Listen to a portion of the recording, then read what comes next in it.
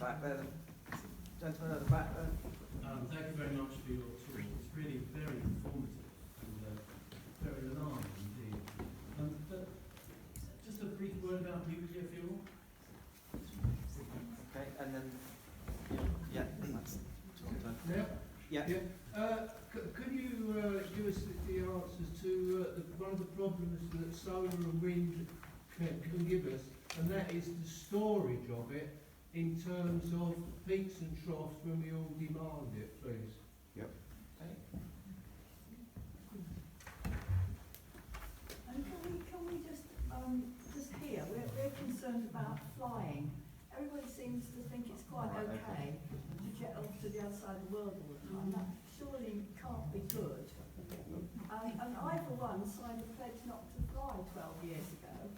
But I don't see many people doing the same, or even being asked to do the same. Okay. It's worth pointing out. Yeah, if we can just let Alan answer those questions. Yeah. We can. Yeah. couple of big questions there.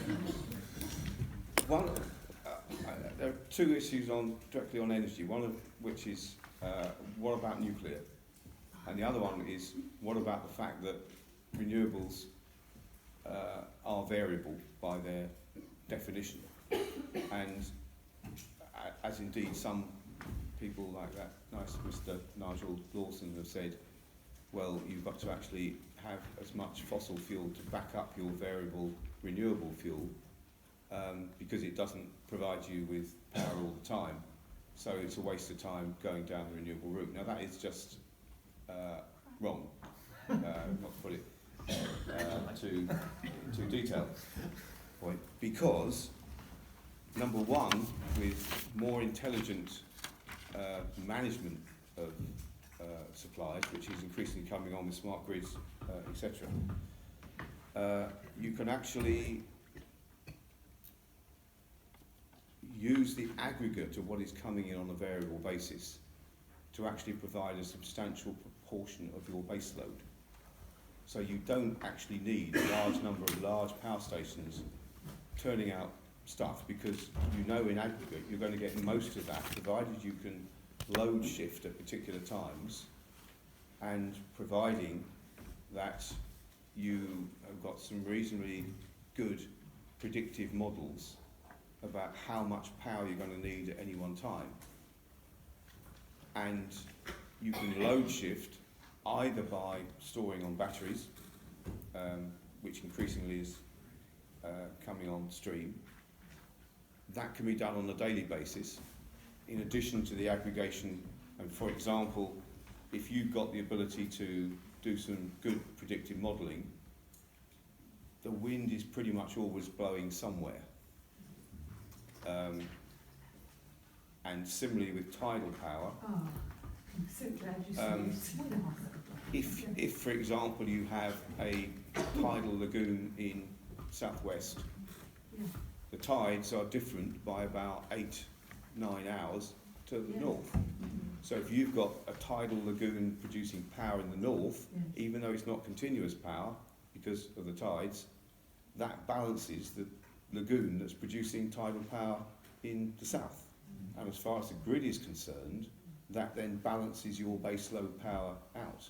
And those are the techniques that we need to get into place as far as the grid is concerned. Now, there is a problem on seasonal balancing, and probably in the long term that's going to have to be through hydrogen to power, so that you're using hydrogen as a vector to store your energy for seasonal release. But the idea that you need a huge amount of fossil backup fuel in order to deal with the variability is actually not really founded. Which then brings me to nuclear. And that is that we've got at the moment, we've got about 10 gigawatts of power comes from nuclear sources, most of which will actually come off stream by the early 2030s. They're mainly older nuclear reactors. So the question is, do you need a complete new generation of nuclear power to replace those nuclear power stations that are going out stream?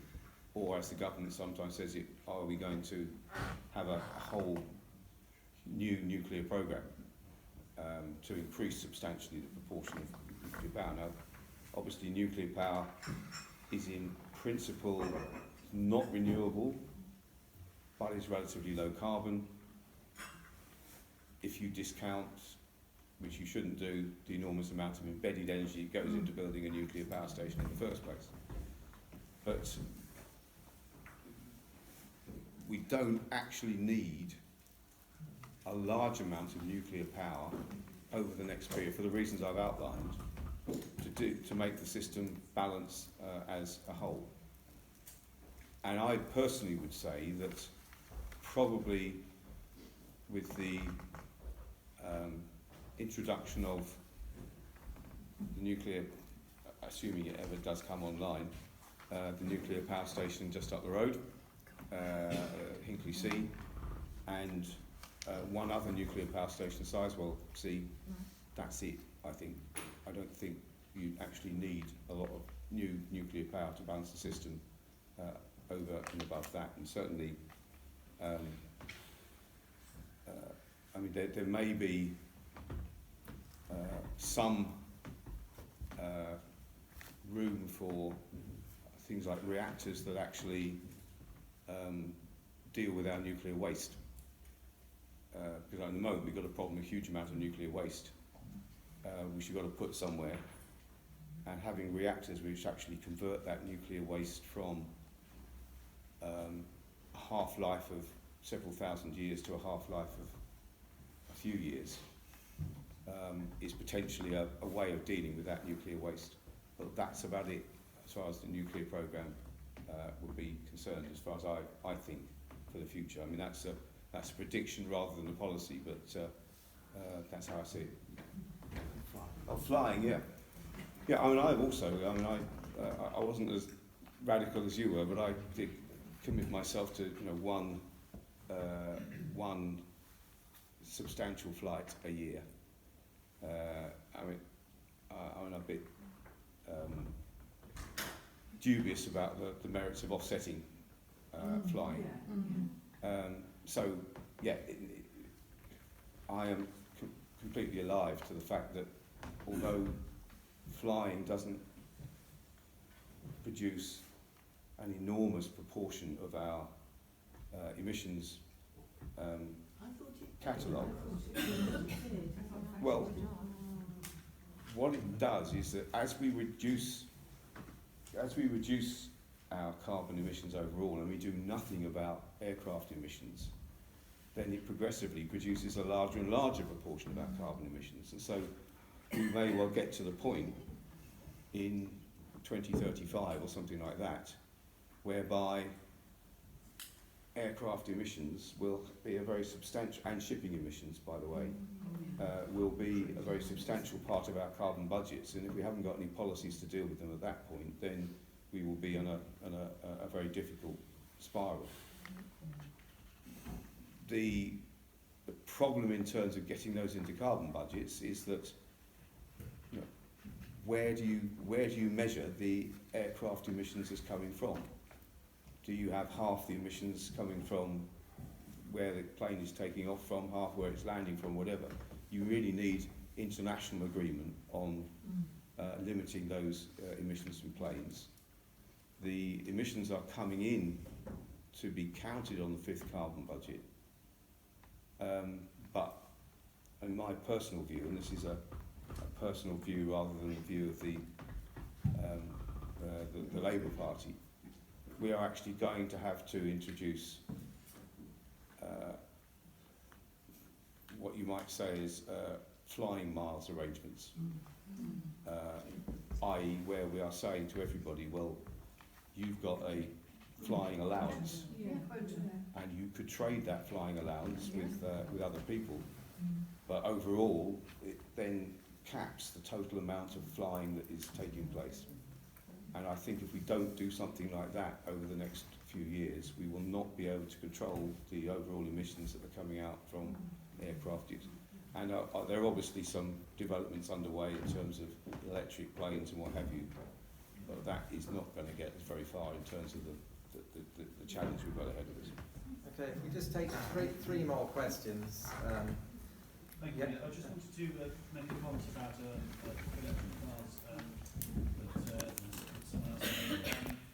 There's a misconception going around that they are as carbon intensive as ordinary cars, and this is a misconception that should be nipped in the bud. If I can just very briefly read from a study that's recently done by the BNEF, they show that even if electric cars are powered completely by coal power stations, their emissions, their lifetime emissions, including the manufacture of them, is still 40% lower than internal combustion engine cars. So I just wanted to mention that briefly first. Yep. And the other thing I thought just to quickly mention is that it's worth knowing there's something called the renewable heat incentive for people who wish to get rid of their gas boilers, that can effectively finance and install an air source heat pump or ground source heat pump for replacing gas boilers. My comment is I found the talk extremely informative and welcome. My feeling of dismay about the talk in general is that it's avoided the elephant in the room, which is global capitalism. And what we need to address is how we get away from the destructive elements of capitalism and new society.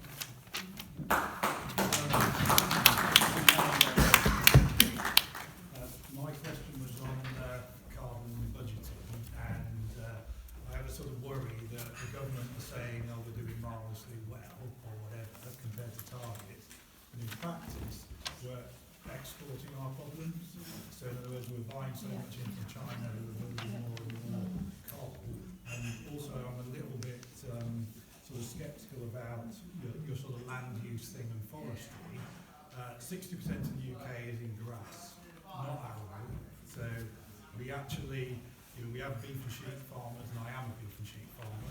We're producing red meat. The Eat Lancet report, which sort of puts a scourge on red meat production, ignores photosynthesis for the grass that actually is eaten by the animals. And my worry is that more rainforest will be chopped down in Brazil because it's half the cost of production for beef there. We'll be sort of do-gooding in Britain, but on a global basis, we'll just be exporting another problem from the carbon emission. Okay, vehicles are absolutely right, and thank you very much for introducing that at this stage. Because although it is true that electric vehicles are to some extent only as good as the electricity that goes into them, nevertheless they still start from a very good point as far as conventional vehicles are Particularly concerned. in the scenario where it's slow traffic, because they use hardly any energy at all. Yeah. And of course there's local pollution. I mean, there is, however, the issue with, which is sometimes said at the other end, if we do have very substantial penetration of electric vehicles, or hopefully a complete replacement of electric vehicles, isn't that going to push electricity generation through the roof?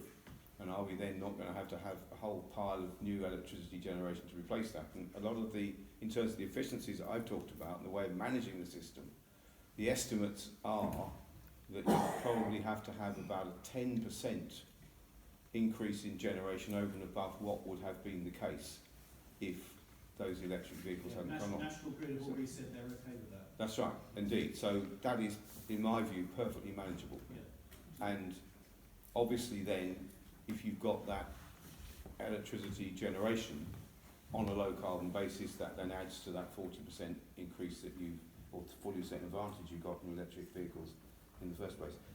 Indeed, the renewable heat incentive is available. This was also a scheme I had a hand in getting introduced in Parliament. It is a scheme which underwrites boiler replacements and various other forms of low carbon heating. Unfortunately, it's limited in extent, and it's also coming to an end in 2021 at the moment.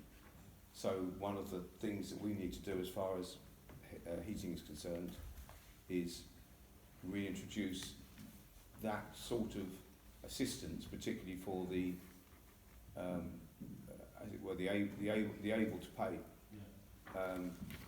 over a much longer period of time, and most importantly, reduce the interest rate in the loans that will go forward, or the payments that will go forward, in addition to those renewable heat incentive arrangements, so that actually people can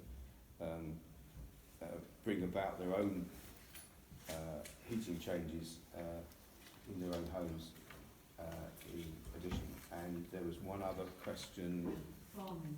on Yeah, the farming. farm. Yeah. I mean, I think that actually this is going to be the most difficult part of the process of the period, and you've already raised a number of the calculations that are going to have to go into the process. One of the issues in farming, by the way, is going to be the extent to which we're keeping good carbon as a part of the process of soil enrichment, of good soils, and the extent to which a number of the methods of farming that have been undertaken in this country actually deplete the carbon content in soil. I mean, things like, you know, burying biochar in the soil to increase its carbon richness, not only is very good for agriculture, but also it actually sequesters quite a lot of carbon in the process. So there's that overall issue. I do think we're going to have to change the modes of production. And I take the point that obviously the grass is in itself a good carbon recycler, should we say. But it is pretty incontrovertible that the best way of retaining the most amount of carbon in the soil is trees. So they're not against each other. It's not against each other, but they, you know, in terms of the relative effect of the long-term sequestration of carbon as opposed to recycling of carbon, then it's trees. And that also has an effect in terms of, if, for example, you've got a whole pile of trees and you're then changing your building industry to introduce more timber-framed homes, for example, then you've sequestered that carbon in the homes that you're building. So it has a cycle-on effect. So it's not, I would suggest it's not just a question of introducing a whole pile of trees which just sit there.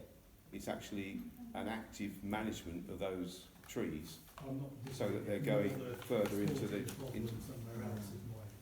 Yeah, right. Well, yeah, I mean, I think that's another half-hour discussion actually about exporting problems elsewhere. I mean, what I've concentrated on today, and I mean that refers to the question about global capitalism. I mean, I've concentrated today on what we in the UK can do and what we should do over the next period, but I'm not blind to the fact that, and by the way, if we do a lot of these things, that's going to mean very different ways of economic management of our system. I wouldn't necessarily say it goes as far as the overthrow of global capitalism, but it actually is going to require some quite different approaches, particularly approaches on the assumptions of public sector intervention, and the concept of actually a lot of these things being public good assets, so that they're not for profit, they're not there to just make a load of money, they're there to actually underpin how our society works. And so how the flows of capital go through society are going to have to be very different in order to sustain that in the future. So I'm clear about that. But it's also true that only if we really get those INDCs working properly on an international level, where everybody is accounting for their own circumstances and, if necessary, trading those circumstances, are we going to get a really good handle on this question of how much we may be exporting emissions. And there have been some discussions about whether you deal with carbon accounting in terms of consumption or production. And in theory, if everybody deals with production carbon accounting but you've got your INDCs accurate in various countries, then that works.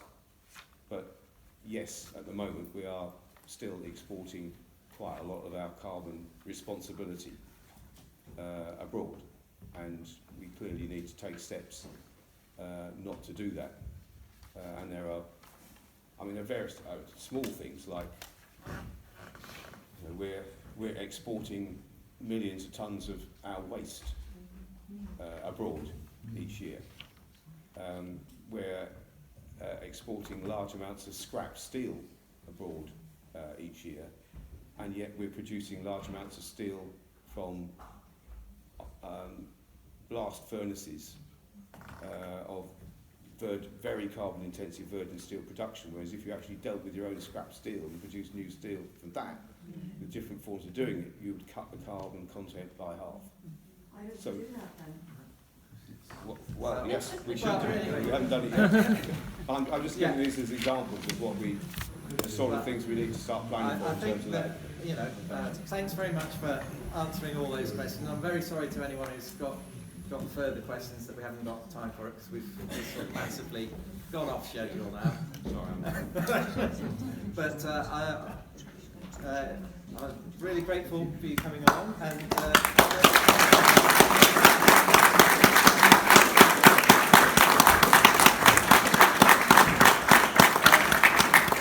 now have a 10-minute break for coffee, while the panel of local people who will come up and tell us how we can get more involved in actually making these changes happen will come up and set up. So 10 minutes. Okay, so can I thank you very much for inviting me today, listening to me, tolerating me at great length, and I'm sorry for the local people who are coming forward. You're behind time, but I hope that was suitably hallucinating.